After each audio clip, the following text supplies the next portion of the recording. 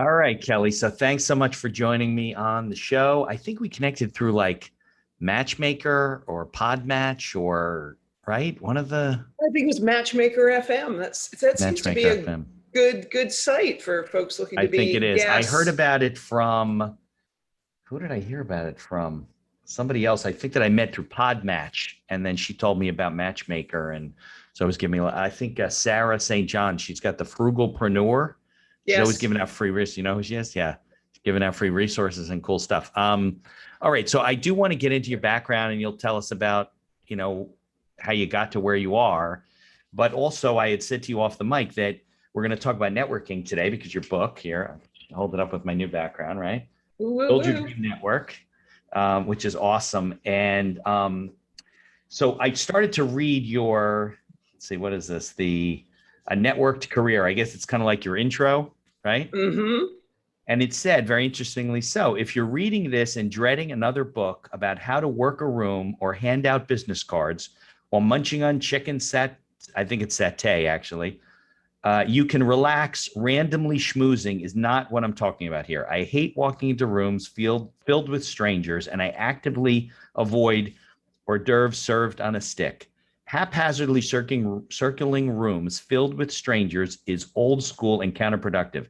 I'm not in sales, nor am I an extrovert, so I avoid what I call random acts of networking, which I think is great calling it that. If I could find a better word to use than networking, I would. But for now, my goal is to change what you think that activity is, and more important, how you go about doing it.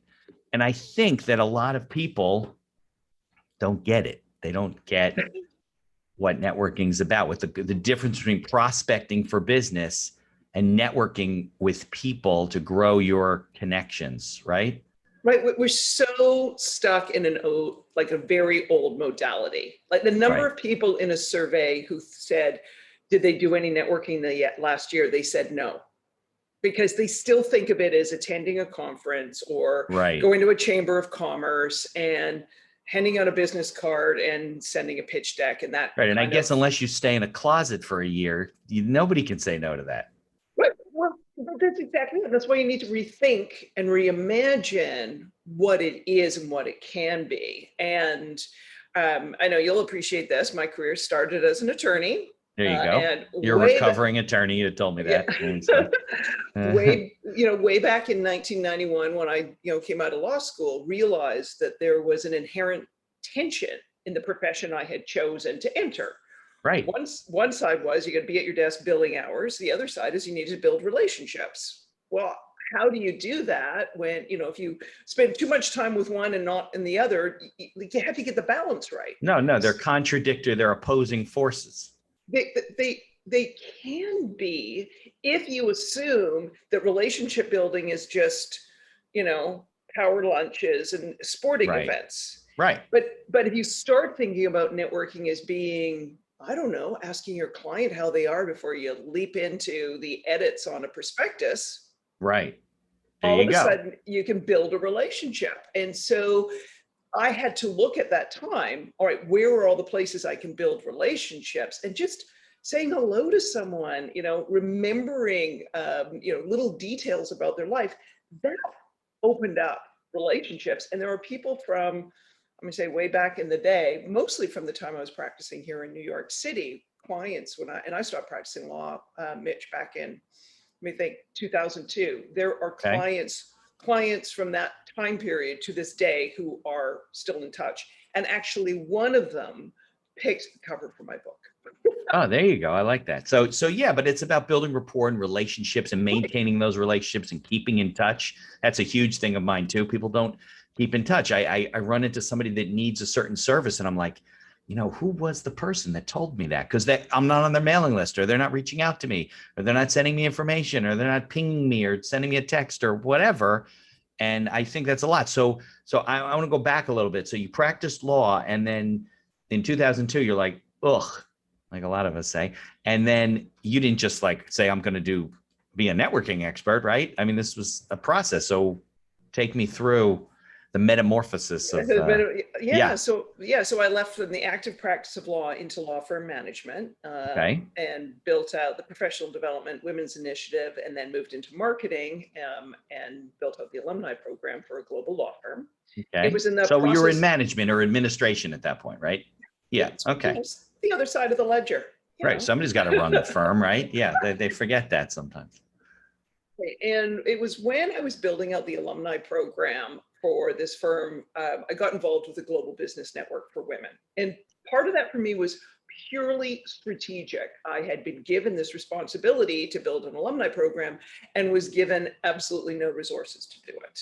So I had to find a model of community, sort of bottom up community energy to maintain a network, because I didn't have the top down kind of resources. Okay. I didn't, if you think of networking You had to as, go out and find it, right? if you think of networking as, oh, right, you give them, incentives. Well, I didn't have any incentives. Yeah. I didn't have budget for parties and lunches and dinners. I had Zippos. It was like, all right, let's find another model. And when I was really active in that women's business group as a member, trying to decipher their DNA, Right. the founder of it called me and said, who are you? What do you do? You're asking some really great questions. How about coming and working for me? And that was like an unexpected hour-long phone call, when I was had been active in the network for probably 6 to 8 months. And was he in New York? She was in New York? Yeah. So okay. You said it was a global network. You could have been like, listen, move to Switzerland. We want you to run the organization. Damn, that would have been nice, eh? But no, it was, Greenwich, Connecticut was my commute. I had the reverse commute from New York City to Greenwich, Connecticut. That's funny. That's funny. So I did that for a year, and that really expanded my network. I then got quite involved in the startup community, co-founded a startup accelerator, became the intern CMO for an emerging tech company, and then finally stopped and said, what's the common thread here? And that's what led to doing what I'm doing now. Well, did you see, like I see, that a lot of people just like you were doing it right? You're networking with people, but you meet with people and you're like, oh, this person doesn't get it. Like they don't understand what networking really is. Oh, all the time. And, I used to get frustrated, and now I'm sort of look at it, Mitch, this is lifelong employment for me at this point. Yeah. Well, that's the same thing with law. I don't want to fix all the businesses. I wouldn't have any work left to do. So it's ironic, right? Yeah, but think about the name of your podcast, The Accidental Entrepreneur. I mean, when I think about being a lawyer, and then particularly then my role in law firm management, that was that laid the foundation for being entrepreneurial now, because relationships. Building relationships so you have that pipeline of work, whether you're an associate or a partner, is essential. How you get out there and market and advertise yourself, so to speak. And then when I was in management, where I was, I think everything I was given was massive, I'm going to say priority projects with the most limited of resources. So it was always for me thinking, all right, how, in sort of you're gonna bootstrap this, right? Yeah. So how do I hack a solution to this one? Who's got money? Who's got resources? How do I build relationships internally within the firm so that I can reach milestones? Because I've been handed a paperclip and a stick of gum and told to make something massive, and I was like, all right, how do I do this? Well, I think there's a lot of people that are. Look, we've seen a whole shift in our economy, right? So there's a lot of people that are solopreneurs. And I don't necessarily use the word accidental. They got kind of pushed into it. Their company laid them off, and they're like, I haven't been happy in a long time anyway, or I was going to retire in 5 or 7 years, so I'll make this transition. And I'm not saying that, there's this barrier to entry. If you go and you educate yourself and you read, your book, and you coach with somebody who's known as networking. I mean, there's a lot of people I've met over the years. You can become better at what you do, but a lot of people don't, and they shouldn't be an entrepreneur unless they're going to put the time in, Well, exactly, in terms of that risk that you need to take. But I also think, even if your intention is to stay within a company or firm or organization, you have to think entrepreneurially about your own career in terms of a good point. taking the steps you need to get the skill set, to build the relationships, to build the bridges with different, I'm going to say, departments or, silos within your own company. Right. You need to be in that driver's seat and think entrepreneurially about how you complete a project or how you staff a project. Because as you said, the last year or two, you've seen people who have accidentally found themselves entrepreneurs because all of a sudden we can automate, or all of a sudden there is no longer a need or demand for that. Yeah. And, there you are. What are you going to do? Just, like, I don't know. You could just look at certain industries. I mean, Oh, well, there's been all kinds of shifts. like travel and stuff. Well, you're going to wait for 5 years for travel to New Zealand to come back because you were a New Zealand travel, Expert, right. expert and operator, or are you going to find something else because, Yeah. you could be sitting on the sidelines for a while until they open the country up. Yeah. It's a good point, because I think that that protects you in two ways, right? If you're more entrepreneurial in your company, you increase your value to your company, and they might be less likely to lay you off versus somebody else. And if you eventually want to leave, and you want to go somewhere, or you're forced to leave, now you've built up your value anyway. So when you hit the streets, you're kind of more ready for it. Well, I always think of a gentleman I met during a book tour event, and he came up to me and he said, what you talked about really resonated. Here's my story. And he was in his early 40s. He'd been laid off. And he's got kids, he's got to go back to work, or maybe he was early 50s, but anyway, you get the picture. And he said, let me tell you the story. And, after being at this company for like 15 years, they were like, sorry, we're downsizing, whatever, Yeah. And they said, you've been like awesome. So take all the time you need to clear out your office. And he looked at the owner of the company, said, it'll just take me a minute. He walked in. This is the part I love about the story. The guy still used a Rolodex. For those people listening, we can explain what a Rolodex. Do they still sell them? Can you go buy a Rolodex still? I might have to go and look and see if you can took it. Look on Amazon or something. He walked in to his office, grabbed his Rolodex, tucked it under his arm, and he said, thanks very much, shook the owner's hand, and left. And that's all he needed. Exactly. He said, Kelly, if I have my relationships, I have everything. And I'm just like, yeah, you do. You have absolutely everything. Because, if you've been that person who's maintained relationships, your network it's your career or your business, it's your ambition support system. It's the thing that will help you, rather than thinking, ooh, gee, what's my plan B if this career doesn't work out? Think about, my network is my plan B. So let's focus on plan A. Right. And you never know what's going to pop out of your network. And, a lot of people say, I don't know anybody, but it's not really true. I think they did a study, like, if you average out everybody knows about 250 people that know who you are. And if you start there, and they each know 250 people, that's like, I don't know, 62,000 some odd people. Right. Let's start, right? Well, I think, what, you're absolutely right. And I think it's just the way we have a singular notion of what networking is. We have a very siloed notion on who can help us. Right. So we think, oh, I don't have a network to get me. And we silo the activities of our life, and we seem to jump to conclusions. Yeah. Yes. Label people in terms of their utility. So right. One example I love to give, a friend of mine was asked by his personal trainer, hey, what's going on? Hey, how's it going to work? And rather than just doing hey, everything's fine, thanks for asking, told the truth. He said, yeah, here's what's going on with work, and here's what I'm trying to do. And like specifically told the personal trainer what he was up to. Right. And the personal trainer stopped and said, I might just have another client who can help you. Yeah, see? And bingo, linchpin introduction that led to the business result my friend was looking for. Right. Well, that demonstrates the entire concept. You don't know. It's not only that you don't know who knows who. A lot more people know other people than you think. And just because it's a personal trainer, or he's out there training all kinds of people. Yeah. Exactly. Or your hairdresser or whatever. But people seem to silo. Oh, it's the personal trainer. What do they know?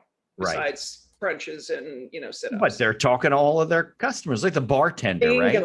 Bingo. Yeah. I don't know, working in New York and working in law firms in New York. I mean, every single like member of the admin staff, they all had side hustles. Like you Right. always wanted to talk to them Yeah, because it's the gig they, economy, right?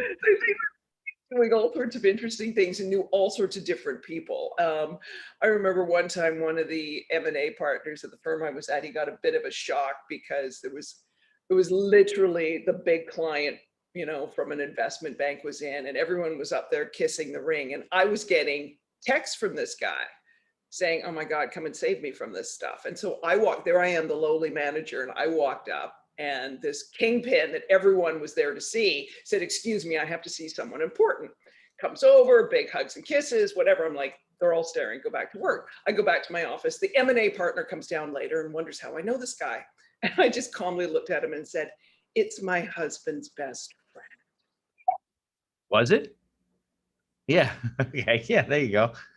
But you knew from the look on their face that they were thinking, how does this like lowly manager of professional Right. Who does she development, know? Right. Yeah.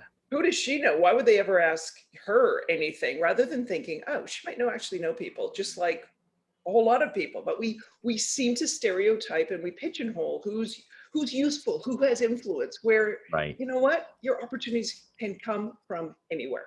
Right. Well, I think people have to recognize that is a human shortcoming. Like that's just being human. And you always put labels on people and value on people. Oh, they don't really, they don't really know. But if you're looking to do something and make a connection, you reach out to the people that you know, and you'd be shocked that, Mm, you hit 10 people and somebody's going to have some connection to right. somebody else. It might take a couple of steps, but you will get to the person that you're looking to get to. And I think that's where people fall short. It's like when you network with somebody, it's like, who do you want to meet and who can you introduce me to, type of a thing. Maybe we won't do business together. That's not the purpose of what we're doing, but it's like, who do you meet? And I think people also, and I don't know what your feeling is about it or what your advice is about it, more importantly, have to get a little bit clearer about what it is they're looking to do through their network. Like, you meet somebody and they're like, well, what's a good example? A mortgage broker. So I'd like to meet people who need mortgages. Well, okay, of course you do.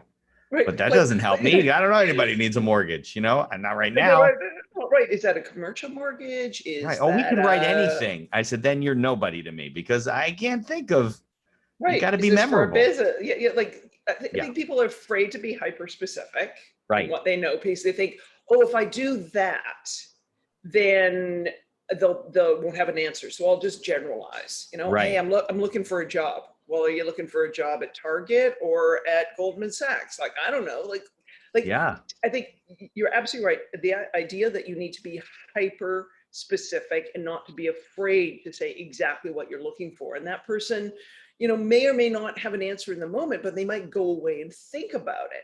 I also Right. think it behooves all of us to lean into those conversations that we usually flip off. Like the example I used with the personal trainer. Hey, how's it going at work?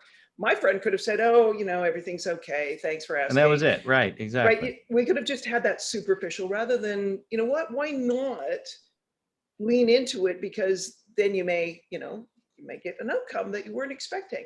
And then I Yeah. think the third thing I'd say is, we need to take this longer view of what it means to reciprocate, because I think sometimes people hesitate to ask because they think they have to give the immediate exchange in return. And the Right. answer is, you don't need to do that. I No, it's think more of it's, a pay it forward type of a, well, it could I be help so, you because you met this other person and you help them and then they help somebody else. And that person comes back to me and said, oh, I heard that's the way it's well, concentric circles kind of. well, exactly. Now, there's always be some time in the future that you say to this other person, hey, you helped me 5 years ago and you did this, and I've been noticing what you've done in your business. And would this introduction or would this something else, would this help you with what you're doing right now? Okay. So I actually had an intern do that for me 4 years after the fact, that when she was my intern. Really? Okay. She reached out, said to me, hey, would this be helpful for you? And it was like, yes, having a book talk at Google would be very helpful. Thank you. Smart thinking Really? intern. Is that what it was? Yes, yes. Oh my God. But I'm sure she was still thinking, hey, 4 years earlier, Kelly created an internship for me because I was looking for one with an entrepreneurial organization, and she made one on the fly, and that helped me with my my studies, and that opened up Yeah. the opportunity to work at Google and all sorts of other stuff. So that might have been sitting there in her mind, but I think too many people think right in the very moment of the exchange. I also think they forget that sometimes, when someone comes to us and says, hey, I'm looking to change careers and this is my skill set and this is what I have. When they bring that kind of ask to someone like you or me, we may be thinking, oh, wow, I got somebody else in my network I can help because they're looking exactly for this. Right. And then we're being this broker and we're like helping this part of our network out. Now Or you're we're helping helping two this. people. And it's like, who's the winner in that situation? I always think when you're the person feeling that you're in the deficit situation, like you're the one with the greatest need, like a job or an introduction or to sell more mortgages, like we Right. joked about before.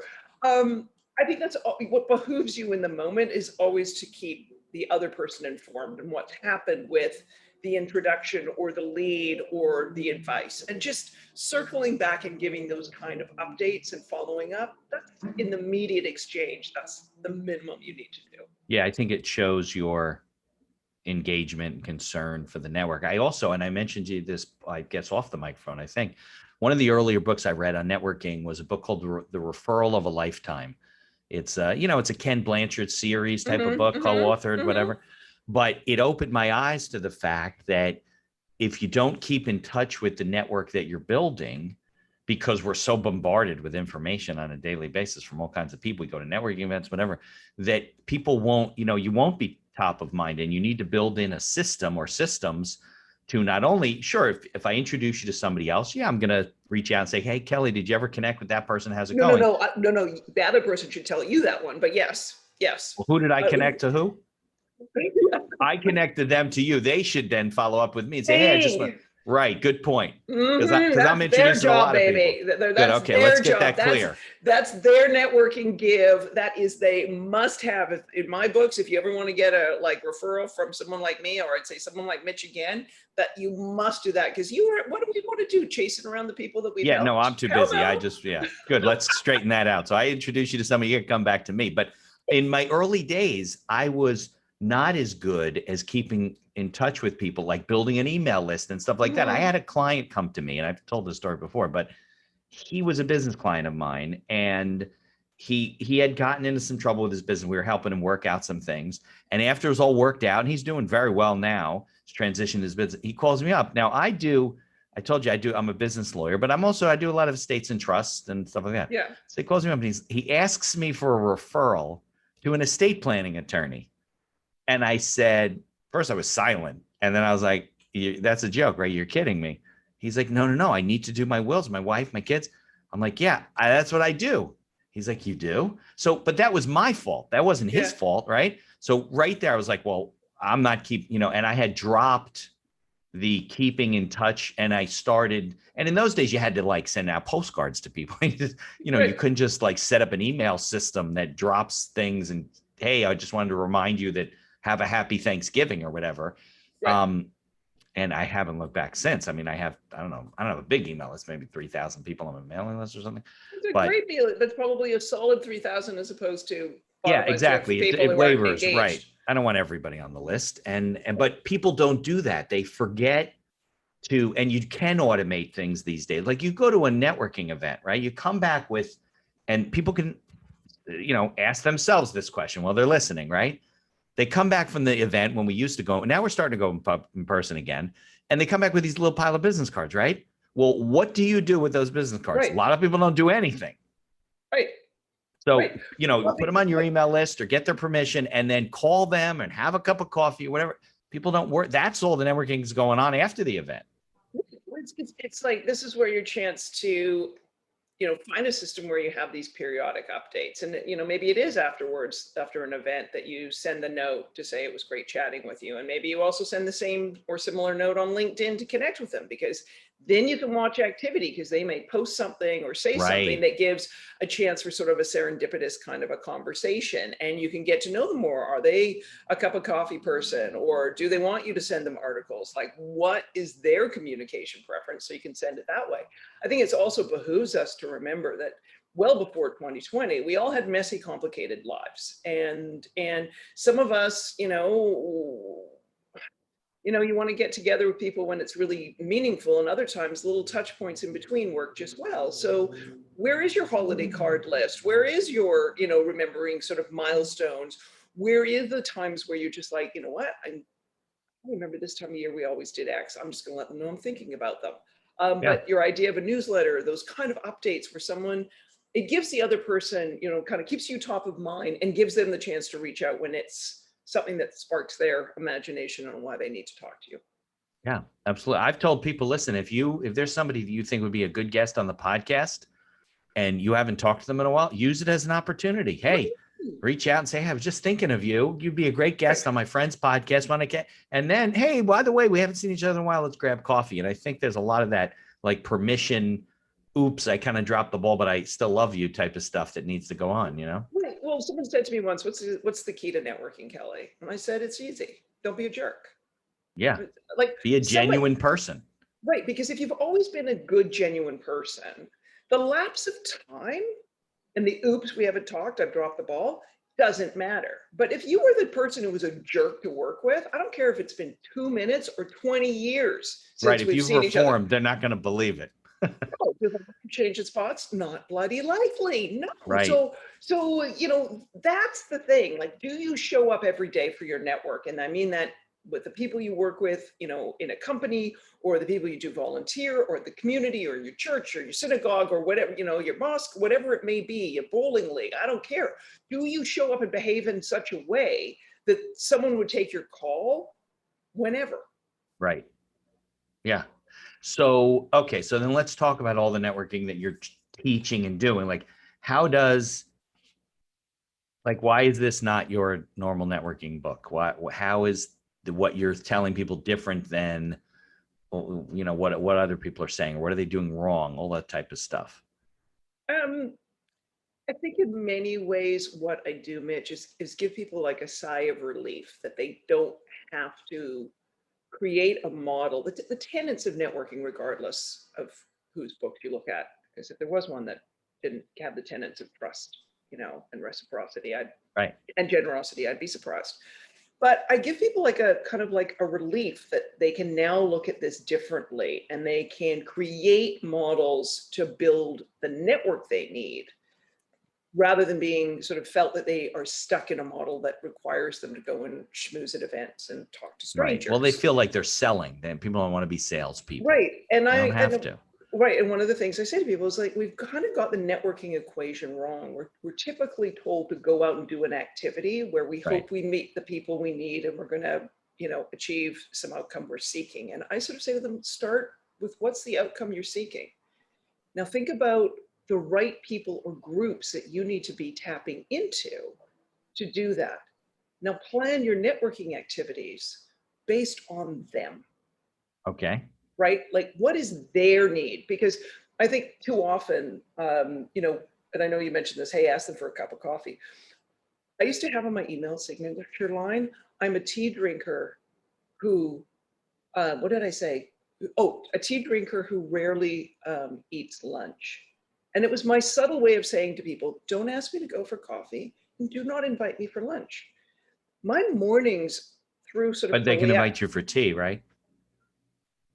Yeah, but most people want to grab a, people want to, this is our entrepreneurs. Part of our society, we grab coffee, we don't grab tea. If we were in London, we'd be grabbing tea all the time. But even like thinking about it, people are like, oh, I'd love to grab, pick your brain over coffee for 15 minutes. It's never 15 minutes. No, it's not, right? Right. And so I'm like, no, right? If you want to pick my brain for cheap, that's why I have a blog. But my productive time is usually mornings through early afternoon. So it's like, no, you can't have that time. I am so much more appreciative when someone asks me a direct question. But so I think a lot of time books and models on networking, they try and create a formula that they think applies to all circumstances.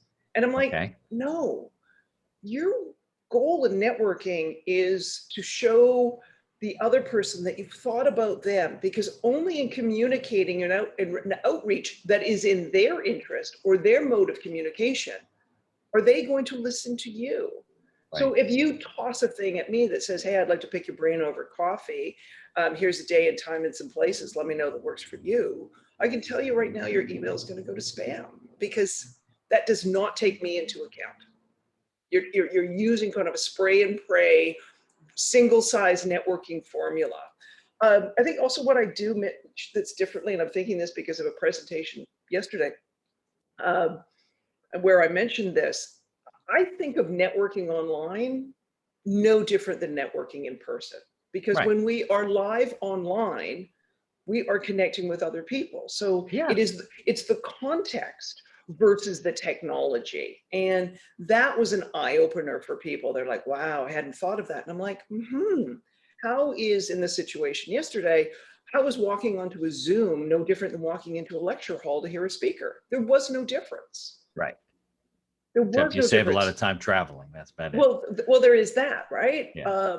So anyhow, that's Yeah. how Like I I'm think more it's a, generous with my time if it's on Zoom. If I'll give a 20-minute consultation if somebody needs something and they want to talk to me because they haven't retained me yet, but to tell me, hey, can I meet you for 20 minutes? I'm like, well, I got to drive 40 minutes to meet you somewhere. I mean, come to my office, but still coming to my office is a bigger deal. It doesn't take 20 minutes. Now right. Zoom, I could say, listen, I have another call in 20 minutes, make your best use of your time. And then I got to go. And Right. it's a much better way to use things. But I think a lot of people it's not that they're disingenuous. I think they have to figure a way that they can be comfortable at what they're doing, right? You don't have success doesn't come with being uncomfortable. You can find a way to network and to talk to people and approach to people and to connect with them and still not feel uncomfortable about it. And I think a lot of people shy away from things, Well, you're hitting the nail on the head. One of my favorite case studies in my book is a guy by the name of Joe Styler. He's in the aftermarket group over at GoDaddy. Okay. Joe started there in an entry-level position, and we actually met because I had been looking to buy a URL, and someone said, I got the guy. And they put me in touch with Joe. So we've talked sales. Okay. I think even good salespeople know how to be good relationship builders, because the first thing out of Joe's mouth when we got on the phone was, he didn't say to me, hey, how much do you want to pay for this URL? Because we had an email exchange about the one I wanted to buy. His first words out of his mouth were, what's it for? And then we started talking about my book. And then he started talking to me about his career. And the next thing I know, I'm saying to him, Joe, I got to interview you for my book. So here's the deal on Joe, and part of the reason why, the things you're saying, and I think people should really take away. Right. Joe is an introvert. Okay. Quite the introvert. He has built an extraordinary network that has moved his career from an entry-level role to a very coveted role within GoDaddy. He's done that by proactively investing in his career development, by being really, I want to say, focused and intentional when he wants to meet with and take the time of his coworkers to learn things from them.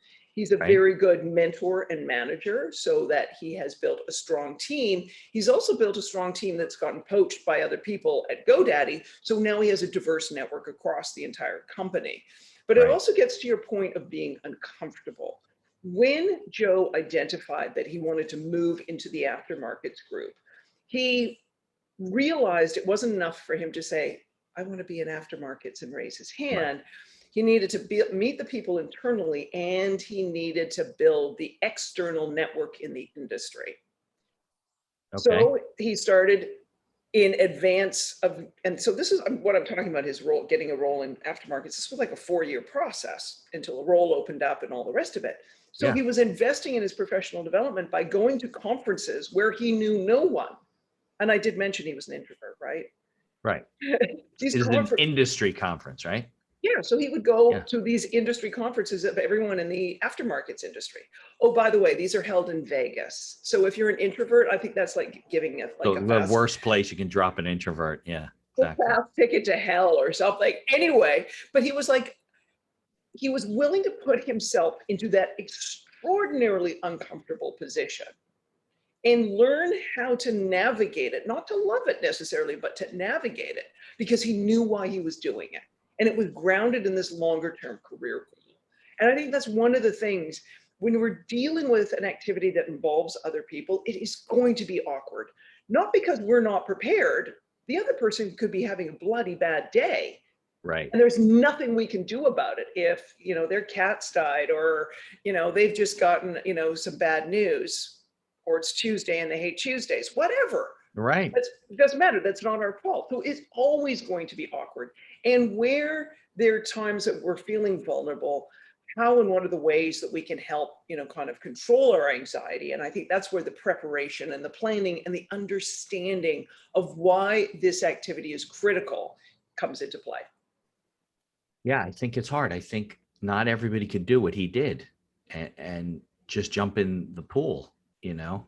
It was well planned jumping in the pool as opposed to just walking over and jumping in. Right. Of course, he didn't just get a ticket and go and then, wet his pants as he's walking in the door. And it was like, oh, look at that guy. He wet his pants. He said it's not in the book, as he said, he was like glad he was the only person in the elevator as he rode down to the conference floor. Because if So he he'd been could with breathe. other, right. And as he peeled himself off the back of the elevator after the doors opened, when he saw like the conference room floor of like thousands of people, but he was so determined to make this career change, he made it work.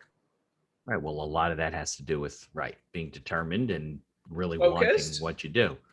So what advice do you give to people? I'm sure you've worked with people who want to improve their networking skills and some people have no networking skills, right? So what advice do you give to people as they're getting started in their career or they're just starting their business or whatever to start building not their network, their dream network?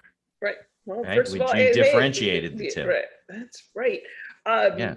Hey, it starts with a place you and I started this conversation. Start with who you know. Right.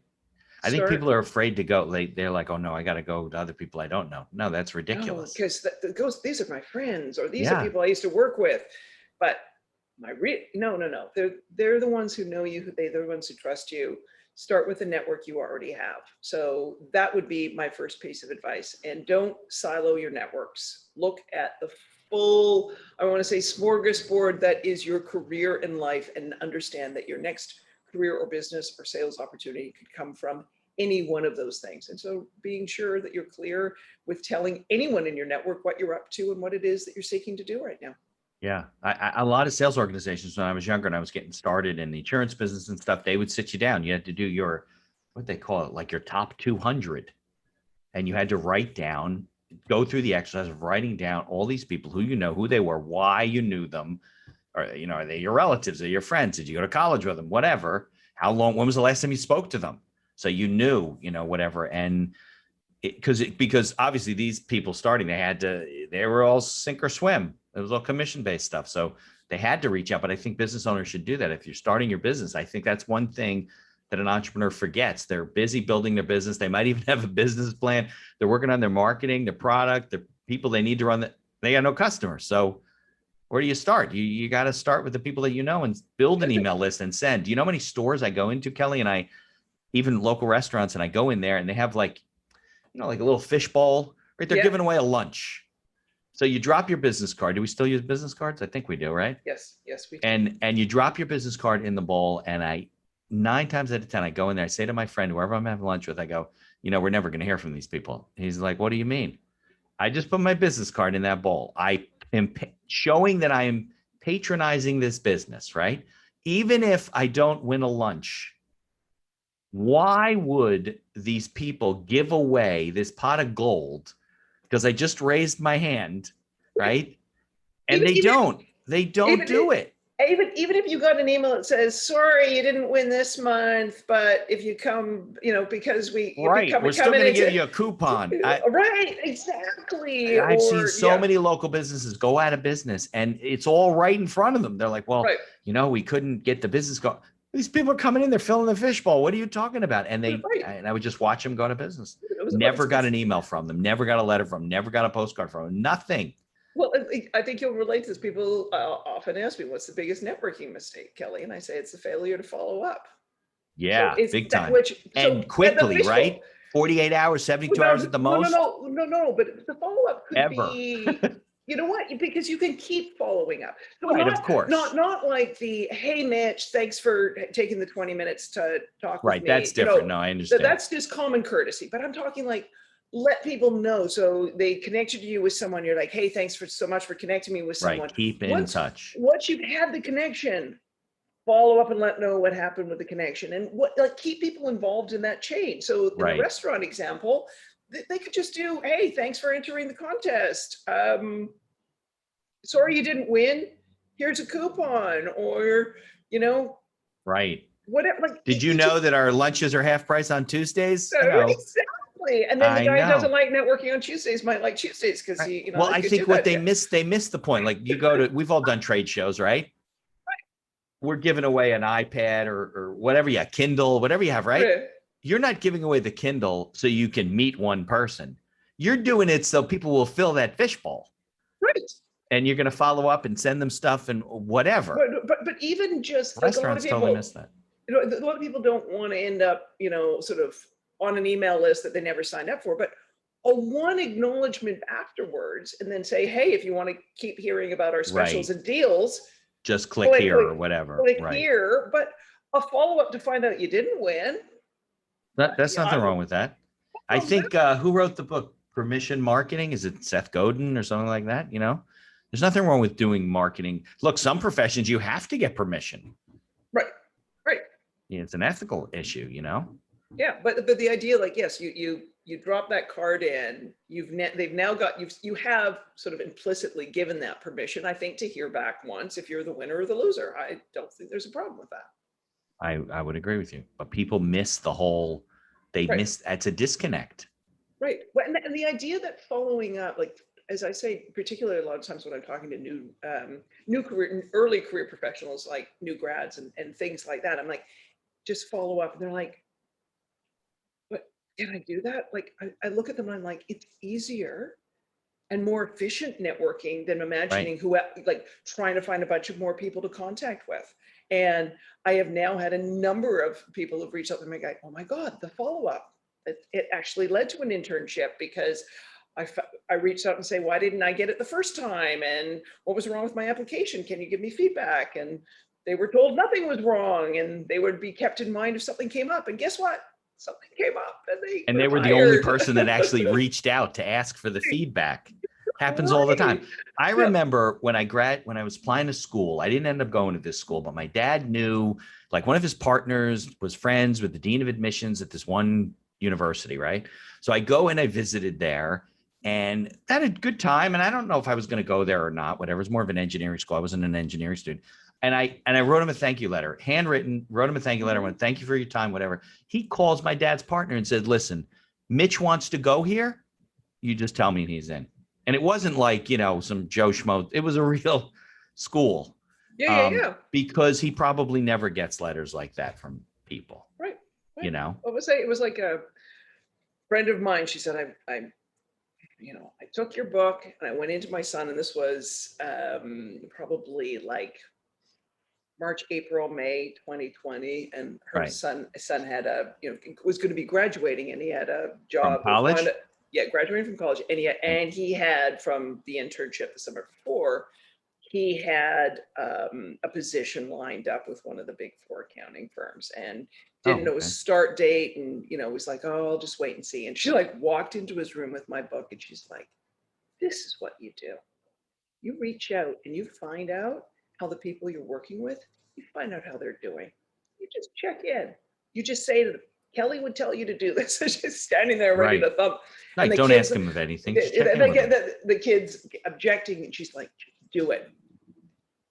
Kid comes Kelly, down. do you know, this is my my frustration in life. You know how many books my son's going to be a senior this year in college. Yeah. My daughter's going to school next year. My little one's still in high school. You know how many books I have given him, or, whatever, whatever, laws of attraction, networking, that I don't, I just, if he doesn't, you can't lay him down, force it down his throat. You got to show, someday he's going to come to you, right, and say, hey, have you heard of this book? And you're like, are you kidding me? I gave it to you 8 years ago. You would have been so much further ahead. But anyway, it was funny. So she said she finally got her reluctant son to follow the advice, follow the Kelly advice. And then he was like amazed, right? Oh, of course. Didn't the people he was coming to work with think he's like the smartest hire ever? He says, Mom, guy emailed me back right away. And this is what he said. And she's like looking at him going, because nobody else is doing it and he's shining. He's the superstar and the rising star without, having not even had a day of work yet.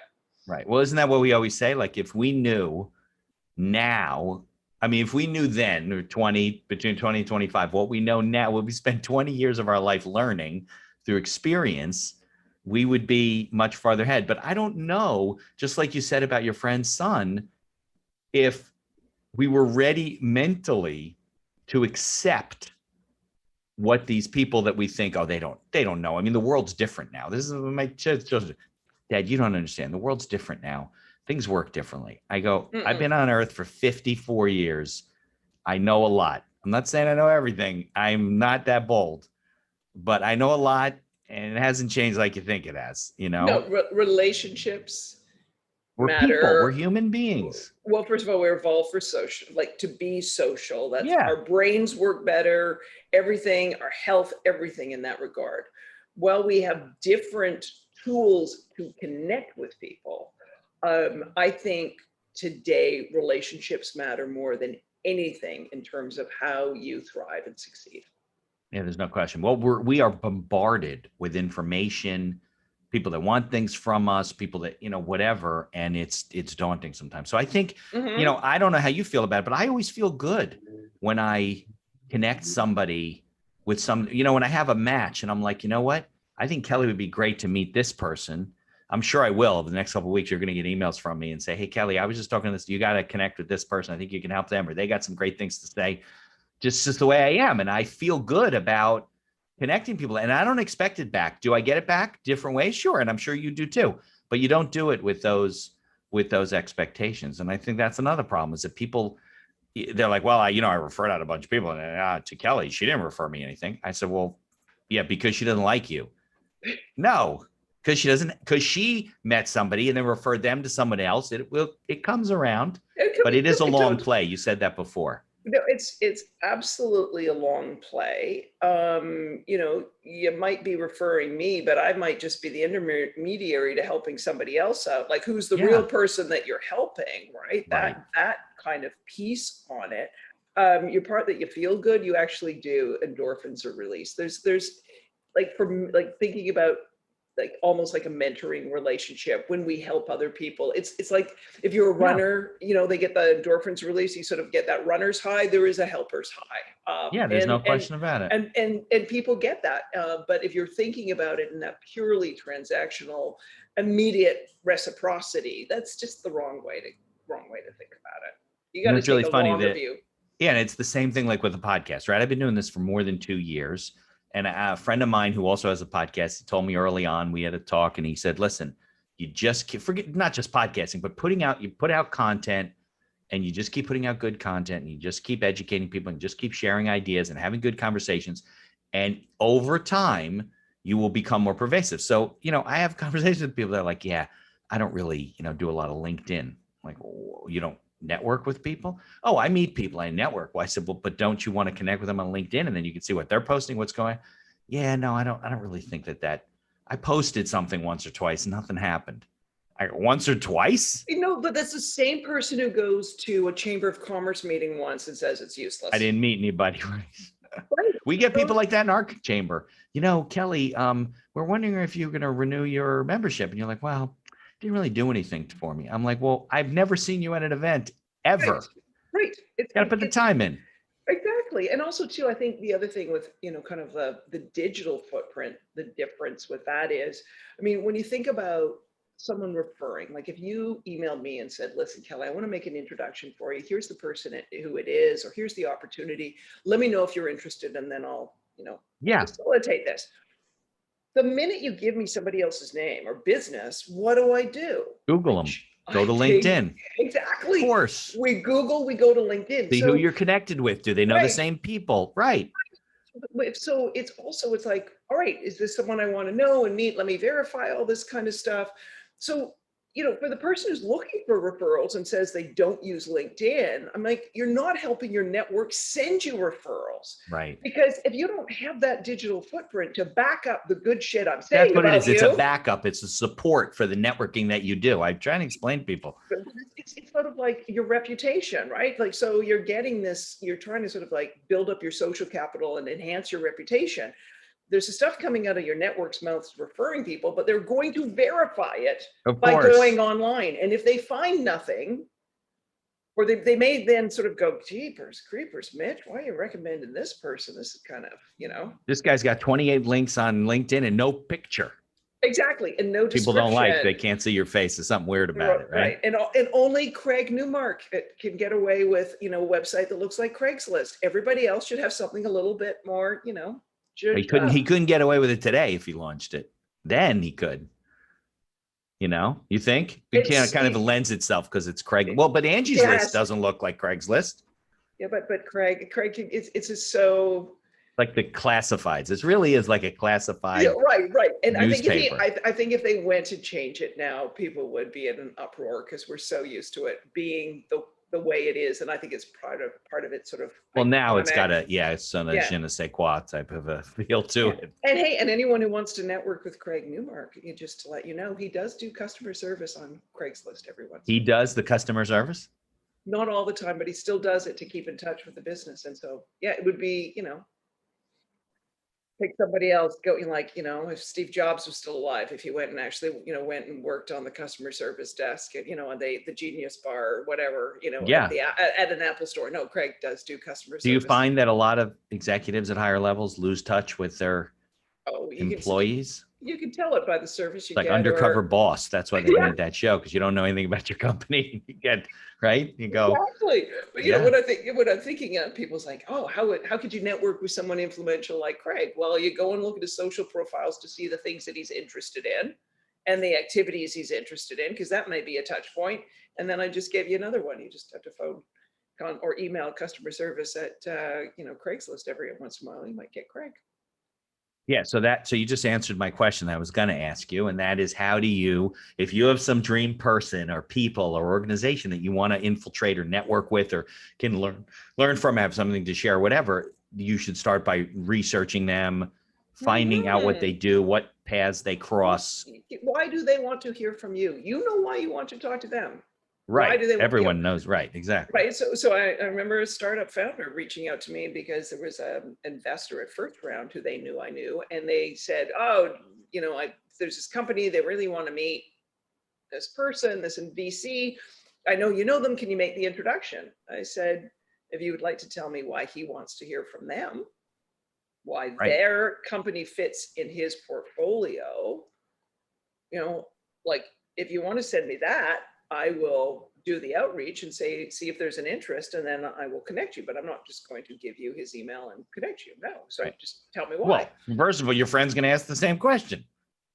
Why are you? People ask me this all the time. Do you want to meet this person? I'm like, well, tell me more. Tell me about them. Why would I?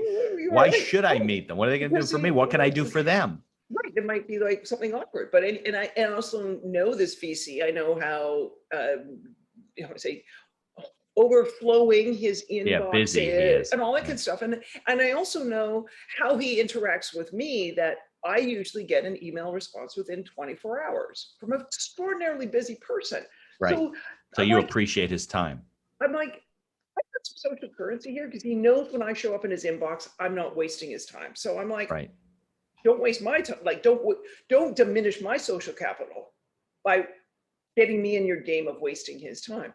Anyway, I said to this person, tell me why he wants to hear from you. It's probably been 8 or 9 years, Mitch, and I'm still waiting for the email. Never responded back to you? I guess he didn't. Okay. And then if he shows up out of somewhere, you're going to remember that, and you'll be like, I'm not going to give this guy any time. No, so of course I remember this, but I'm just, it's not too much. Why do they want to hear from you?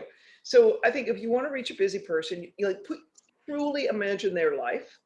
That's, the benefit of the digital world. You can probably figure a lot of things out about them and figure out how it is that your product, service, whatever it is, how it helps them.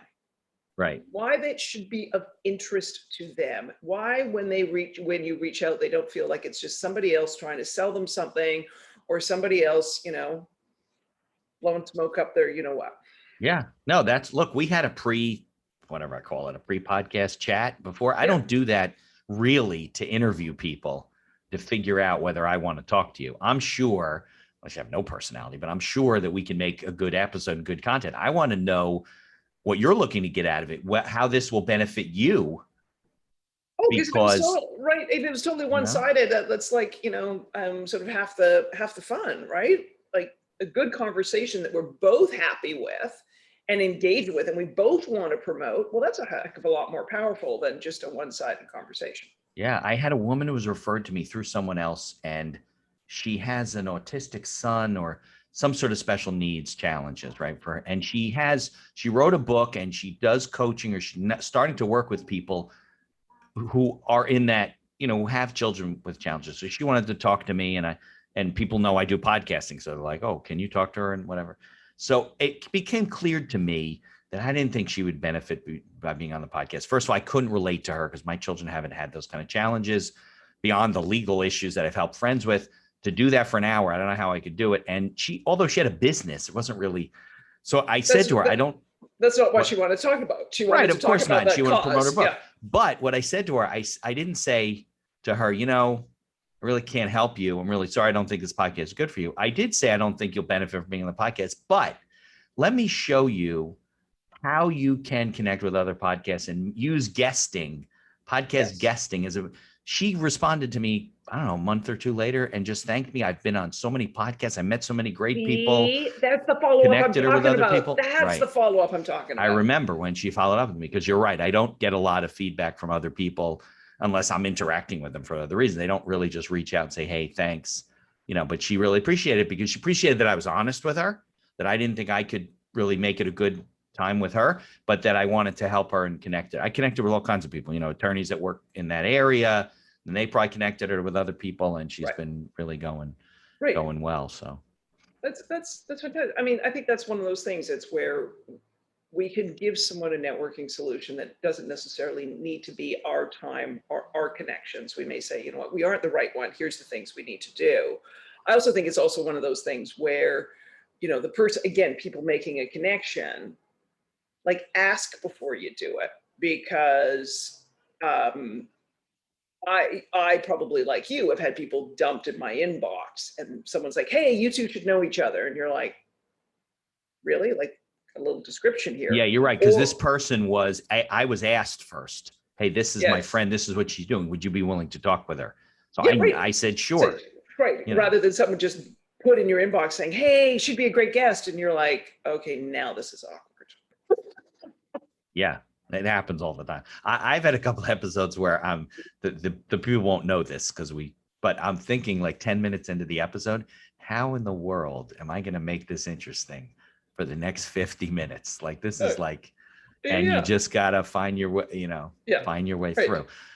But I do appreciate it. We've been pushing on an hour now. I'm sure you're busy, got a lot of things going on. So I appreciate your time. What's a good way for people to, without it too being intrusive on your life, to, they can get your book, right? It's on Amazon, Build Your Dream Network. If they go to my website, you will find all of my social handles. You will find the way to get my newsletter. You will find the way to be part of the Build Your Dream Network community, and you'll find an email address to connect with me. And the website is jkellyhoey.co, and that's jkellyhoey.co. And we'll put a link in the show notes. But yeah, if people want to learn from you, they should get on your mailing list, right? Get your newsletter. Right. Get the newsletter, get the mail. Well, the newsletter is kind of inconsistent these days. Get the book. Start there. Okay. Is it on Kindle too? They don't have to get a hard copy, right? Yeah, it is Kindle. It's on Audible. Oh, I love Audible. Oh, yeah. I'm gonna say seeing your background is reminding me of going in and recording the book. If this was my studio, I wouldn't know how to work any of these buttons. No, I have a little mixing board here with a couple of buttons. This thing's ridiculous. Yeah. But now that you said Audible, you sent me your book, which is great because you autographed it and everything. I'm going to get the Audible version. I don't listen to it when I'm driving around. You can go and listen. You can listen to that, and you can, thump your son over the head. I'm a listener because I'm always reading contracts and stuff for clients and drafting agreements. So it's just, I have people on and they're like, oh no, we don't have Audible versions. I'm like, well, at least send me the Kindle version. So I have to walk around with, it's a lot of, but I do appreciate you coming on, spending time with me. I couldn't find a Kindle version for you. That's why. Right. That's a good point. You got the you got the paperback, and you also get the paper. You also get the paperback that's got the intro from Tom Peters on it. Tom and I are Twitter buddies. Here, Craig Newmark made a a comment Yeah, here? yeah. Well, that's why I mentioned Craig. Good stuff. I had to get. I want to say book recommendations from people who are friends. Craig and I met because of a hackathon. Oh, interesting. He's got a dry sense of humor, and I think that's about the funniest thing on the face of the earth. And I've got a horse's laugh, so we were instantly friends. Well, I appreciate the book. I appreciate you, Mitch, great connecting with you. And I look forward to our podcast conversation. So it was great. And I it was thank you for awesome. coming on. I appreciate it. Thanks so much, Mitch. What a Thanks, pleasure. Kelly.